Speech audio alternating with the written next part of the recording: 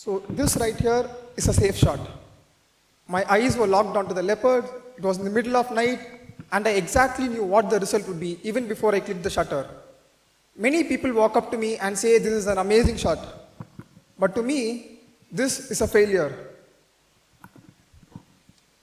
So being a doctor, I don't get to travel much. I only travel once or twice a year, and I make sure wherever I travel, I try to make the best out of it.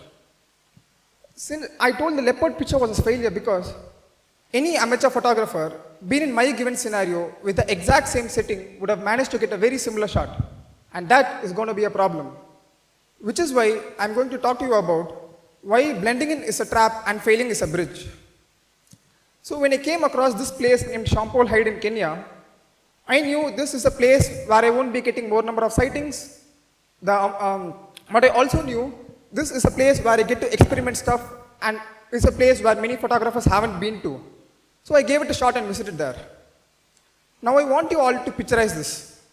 This is an underground hide situated in the middle of wild African savanna.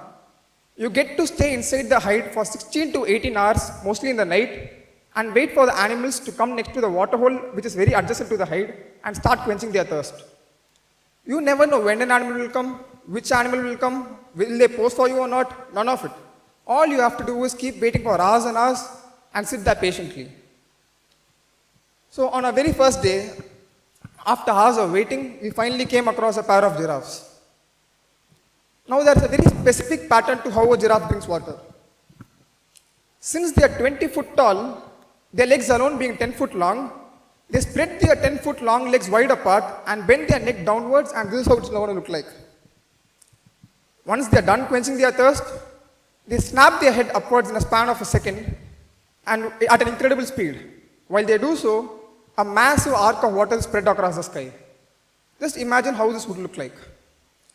This requires a very fast and high shutter speed to freeze the action. And this was the result. This sure does look amazing, sure does look unique. Majority of you wouldn't have seen something like this. But the reality is, this is the exact same predictable shot which any professional photographer who visits the hide and sights a giraffe walks out with. And being predictable again in the world full of high-stakes storytelling is where creativity goes to graveyard. The moment I took this picture, I knew I had a very similar shot to what other photographers already had. So I didn't want to create another copy. I wanted to experiment and try something of my own, something unique which no photographer ever has. So instead of using a faster shutter speed to freeze this action, I wanted to slow things down. Thankfully, my mentor, Mr. Munishpal Niyappan, helped me explore my creative side and with the technical aspects as well. So after a couple of discussions, I used a slower shutter speed this time to trace the giraffe's ghostly pattern when it raises its neck from below to above. And this was the result. This is the kind of photo which no photographer ever has. But the problem here is, when you zoom into the face is going to be completely blurred, lacking details. You can't even figure out what animal it is when you crop out the face alone. And that makes it a bad image. So now I wanted to take a picture where I get the face in proper detail. But since I was using a slow shutter, there was complete blur again and again. So I kept trying. I tried shot after shot, sighting after sighting. We were done with a day 2, and I failed all my shots miserably. While other photographers were celebrating with their crisp level high definition shots, which usually everyone else hunts for, I was sitting here with random blurry streaks of light which I can't be using anywhere at all, not even on Instagram.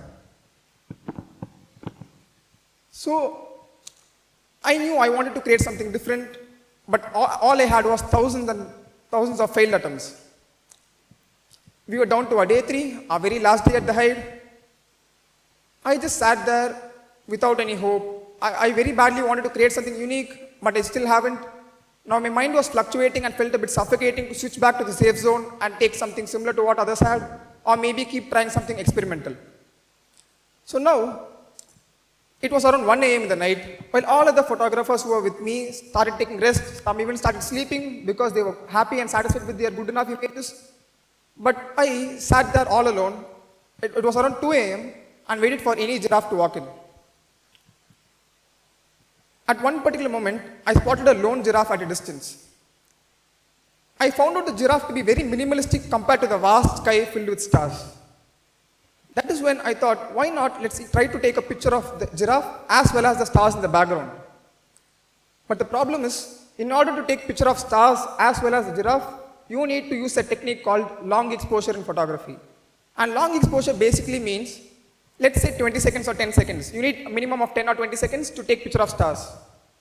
So the sequence of events happening in the span of 10 seconds captured in the form of a photo instead of a video. So basically whatever happens in a 10-second video, any disturbance, any movement, any shake, all of it will be impacting the photo. So this is the technique that is used to take a picture of stars.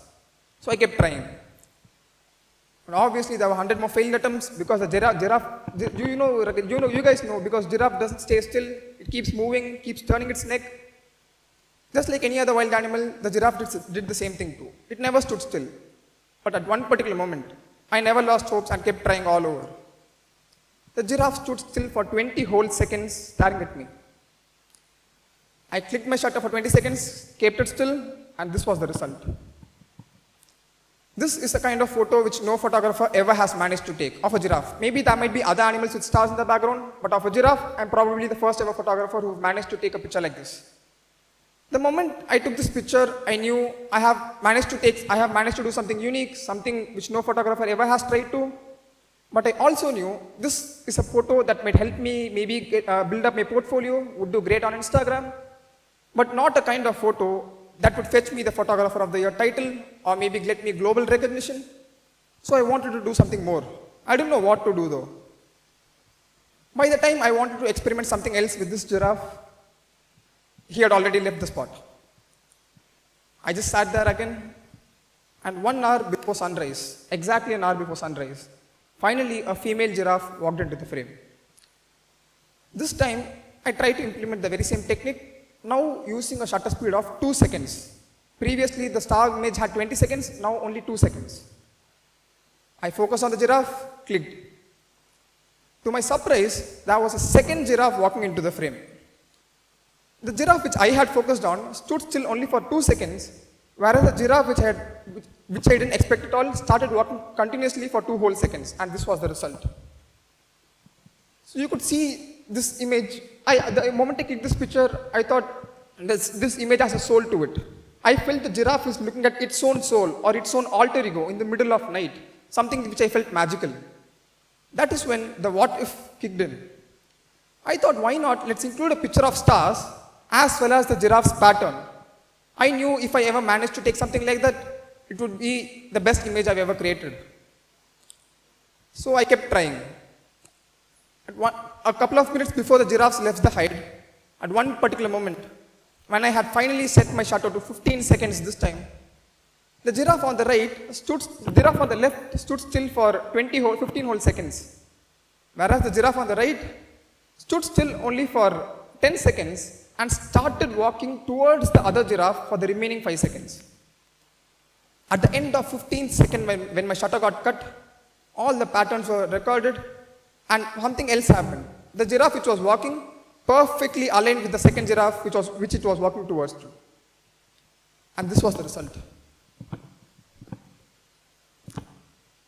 I don't know if many of you might like this image or many of you find it beautiful, but this one right here is the best image I've created in the last 11 years of my career.